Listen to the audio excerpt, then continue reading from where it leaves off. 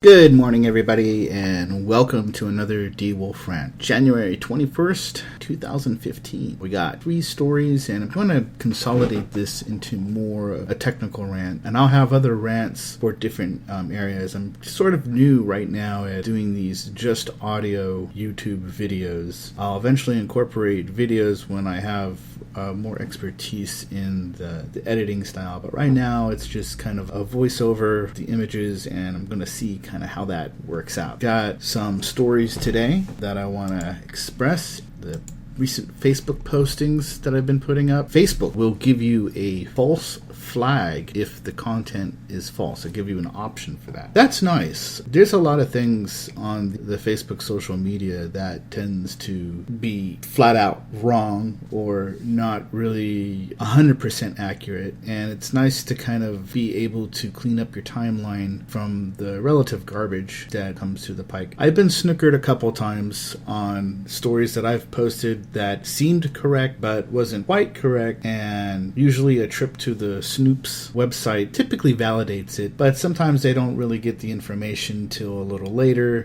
or it's kind of partially true and partially not true. You have to kind of post it and see how time kind of gravitates it. Kind of a nice feature, but we'll see how it actually implements. The next one story on the docket is Healthcaregov. They send personal data over to other tracking websites. Not really a surprise there. It's like, you think so? There is no question in my mind that Healthcare.gov is in league clearly with the insurance companies that involve themselves directly with the medical care. I don't know how much of this stuff is actually going to more of the insurance carriers to kind of find out who you are and tracking you with your IP address and stuff. The story goes a little bit into that, but it's not 100% on that particular data point. The next post I got is Silverlight exploits up, Java exploits down. Silverlight, what can I say? It was a flop from day one. They were trying to expand off of the Flash. That failed kind of miserably in my opinion. HTML5, hey, it's a standard, and it's a true winner amongst the browsers. I can't really give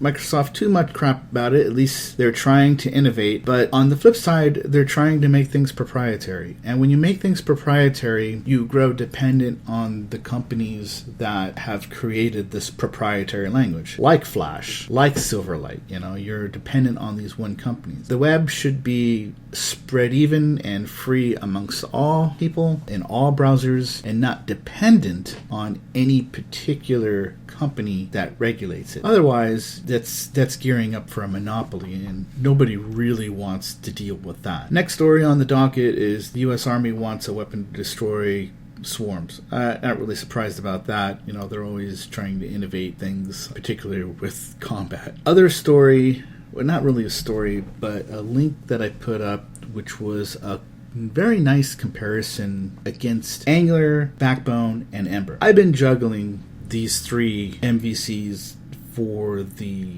longest time. I sided a little bit toward Ember because it was easier to implement for me. The fact that it carried the handlebars library was easy on the eyes when I was looking at the HTML. I'll get into a series that expands on these libraries more and more, because JavaScript is where my specialty is really going to be, as far as helping other people understand the language and conversational language that if you're getting into web development, yes, there is Python, and I love Python too. JavaScript just seems to be a little bit more pliable and readily available. Unlike C and C++, you don't really need compilers with JavaScript. It's mostly just, it's built into the browser, so you can just start programming right away and getting results. MVCs are expanding, the libraries are expanding. Angular and Ember are kind of neck and neck. They both have their pros and cons, and Backbone, not being a data binding library, but certainly a plethora of options to